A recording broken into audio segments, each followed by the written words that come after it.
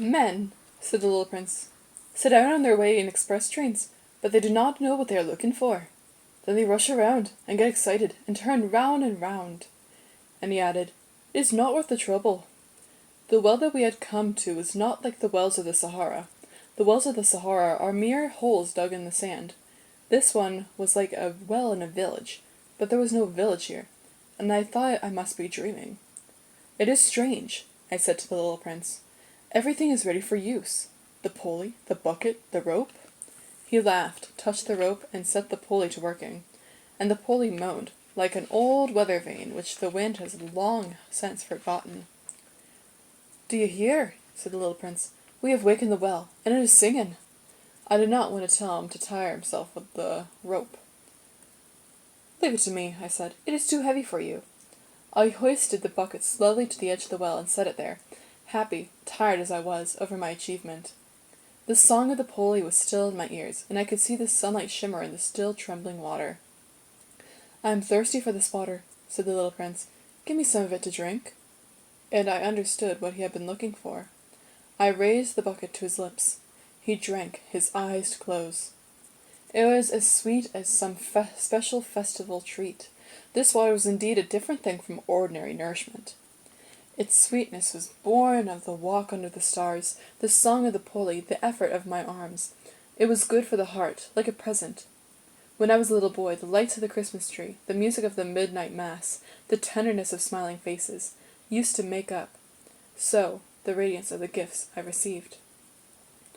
The men where you live, said the little prince, raise 5,000 roses in the same garden, and they do not find in it what they are looking for.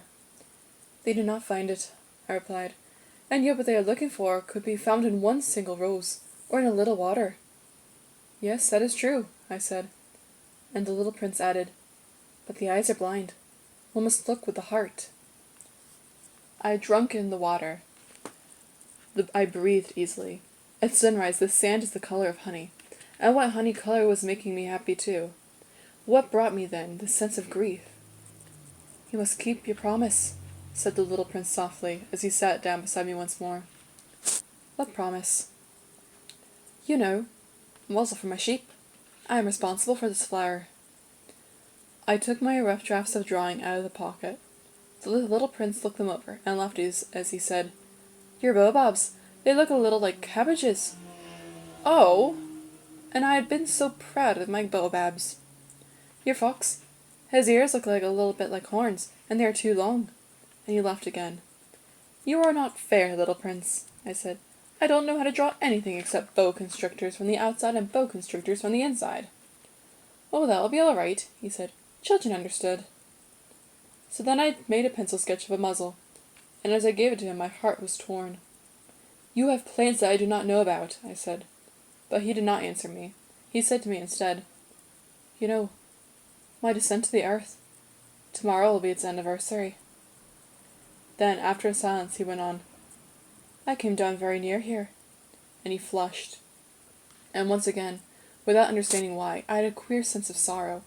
One question, however, occurred to me.